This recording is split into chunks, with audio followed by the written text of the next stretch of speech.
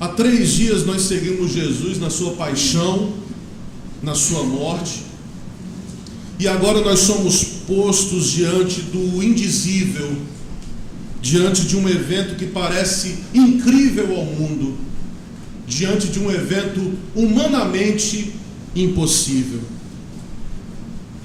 Um evento diante do qual cada um de nós, se formos o mais honestos e sinceros possíveis, vamos ver ou sentir o nosso coração oscilar entre a adesão ao relato ouvido e a dúvida. Mas essa nossa condição não é diferente da condição dos discípulos e das discípulas naquele 3º dia após a morte de Jesus. Porque a morte é a morte. É o fim não só da vida, mas também das relações, dos olhares, dos afetos. Quando alguém morre, morre por inteiro. E é interessante que esse texto que nós lemos começa exatamente com a informação: passado o sábado. Passado o sábado. O sábado foi para aqueles homens e para aquelas mulheres um vazio, um espaço onde não se encontrava fios de sentido e do significado daquilo que eles haviam vivido. E para alguns deles, os do círculo mais próximo de Jesus, era o fim de uma história de adesão, de uma convivência repleta de amor. Como nós queremos sempre pular da sexta-feira sangrenta para o domingo luminoso da ressurreição. E como até mesmo o autor bíblico de Marcos, que a gente está se debruçando aqui, depois da sexta-feira sangrenta não há nenhuma palavra sobre o sábado, apenas a informação: passado o sábado. Aquele sábado que nós chamamos de sábado santo parecia ser na verdade um inferno.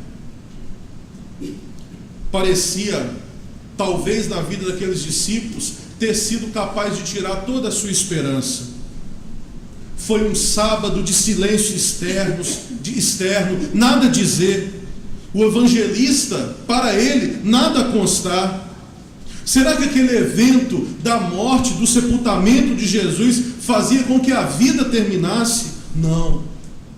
A vida autêntica que eles tinham vivido, cheia de fadigas e contradições, foi uma vida compartilhada com Jesus, foi uma vida repleta de sentidos, e uma vida em que o amor é vivido, ela não pode se apagar. O teólogo espanhol Antônio Pagola traz uma metáfora sugestiva e provocadora para esse sábado santo, que é a metáfora da gravidez. No silêncio e na obscuridade do sepulcro tem lugar a segunda gestação de Cristo e o novo parto do homem e da mulher. O sepulcro é contemplado como o ventre da terra, onde acontecerá um milagre da renovação plena da vida. O amor é mais poderoso que a morte, e quem ama não morre nunca. É preciso saber acolher esse silêncio surdo que marca a passagem entre essas duas experiências tão intensas, a sexta-feira da dor e o domingo da ressurreição. Em nossas vidas, nós vamos ter ainda, já tivemos e vamos ter muitas sextas-feiras santas de dor.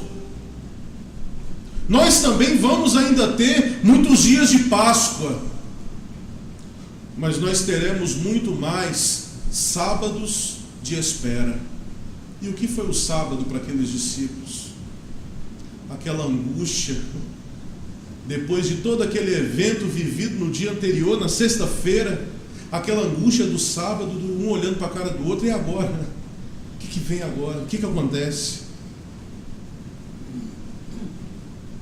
A partir da experiência sabática, a noite pode espantar, mas também pode ser a chance para a gente ver melhor. Charles Bitt vai dizer: a hora mais escura da noite é justamente aquela que nos permite ver melhor as estrelas.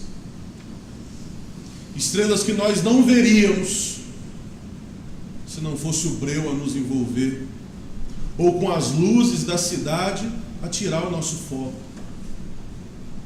A morte pode ser ameaçadora, mas ela ensina a viver. O sepulcro vazio pode sim causar dúvidas, mas ele aponta para a ressurreição. O infinito pode suscitar inquietação dentro de cada um de nós, mas consegue nos impulsionar para o além, até acender no coração uma chama persistente, uma chama que nós devemos chamar de esperança. Esperança. A terra, a humanidade, o cosmos, todos estão grávidos da ressurreição, e é assim que começa a ressurreição, assim começa essa experiência que nos chamam de a outra vida, mas que na realidade não é uma outra vida, mas é a vida outra. Jornalista da Guatemala, desaparecido sob a ditadura daquele país na década de 80, deixou escrito uma fala dele: dizem que estou ameaçado de morte. Nem eu nem ninguém estamos ameaçados de morte. Nós estamos ameaçados de vida, ameaçados de esperança, ameaçados de amor. Estamos ameaçados de ressurreição, porque Jesus, além do caminho e da verdade, Ele também é a vida. Ameaçados de vida, ameaçados de esperança, mesmo que a esperança frequente seja uma esperança enlutada, continua sendo esperança que nos ameaça e que teima em nos ameaçar continuamente e nos fazer caminhar. Não há esperança na solidão das nossas próprias seguranças e das nossas próprias expectativas, porque a esperança se realiza no encontro que nos impele a sair, a caminhar, a ir ao encontro, a narrar aos outros o fogo que se acendeu dentro de nós. Não é essa experiência que os discípulos do caminho de Emaús têm, quando reconhecem que aquele que caminhava do lado deles era Jesus. Não nos aquecia o coração enquanto aquele indivíduo falava com a gente? A gente não sentia algo quente dentro da gente enquanto a gente ouvia aquelas palavras?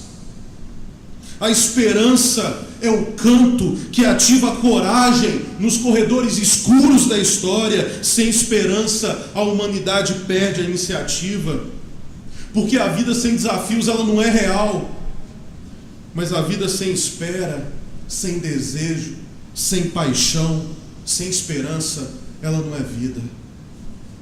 Como sempre gostavam de recitar nossos pastores Jonas Rezende e Edson Fernando, recitando Vinícius de Moraes, quando diz: quem passou pela vida e não sofreu pode ser mais, mas sabe menos do que eu, pois essa vida só se dá para quem se deu, para quem amou, para quem chorou e para quem sofreu.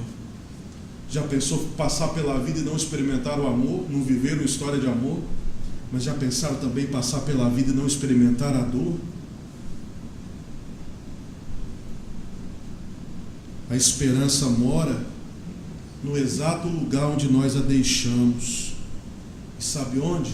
Onde nós lutamos, onde nós convivemos com outro diferente de nós, onde as trevas parecem mais fortes que a luz, onde a vida parece ser ameaçada pela morte, onde a violência parece levar vantagem, onde o caminho é íngreme, onde a espera, tantas vezes, como no sábado, se confunde com angústia. Mas não basta ter esperança, é preciso ser esperança, porque o ser humano vive de esperança, acredita na esperança, mas sobretudo, ele é esperança.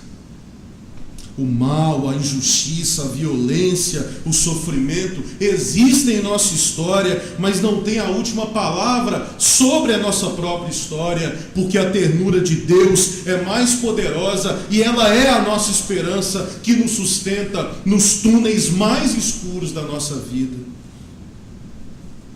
Nosso querido professor Jacqueline Kelly, no encontro de São Moritz, nosso encontro anual no ano de 2016, nos levou a imaginar se a esperança fosse apenas mais um verbo do qual nós poderíamos gastar uma grande energia para aprender a conjugar para todas as pessoas, tempos e modos.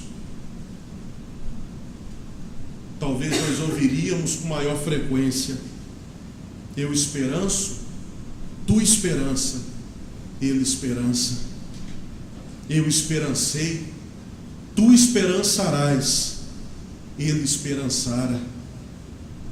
Ela esperançou, nós esperançaríamos quando vós esperançardes. Se eles esperançassem, esperançando, esperançado, bem-aventurados os que esperançam no Senhor.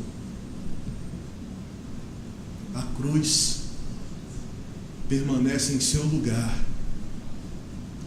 mas o sepulcro está vazio para sempre. O Evangelho de Marcos traz um final que é um tanto quanto para muitos decepcionante, diria eu até broxante.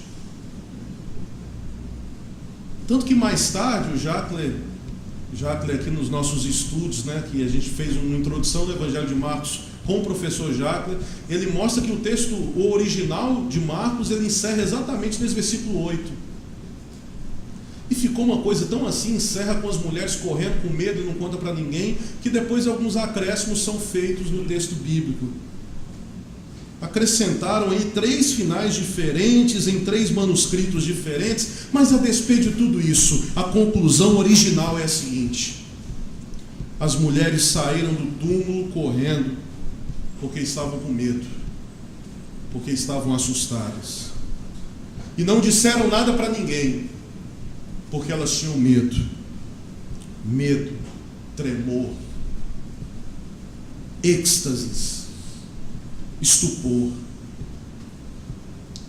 Mas eu queria dizer que esse final do Evangelho de Marcos é mais para nós do que para essas mulheres. Será que nós temos medo dessa ressurreição de Jesus? Estamos estupefados com ela?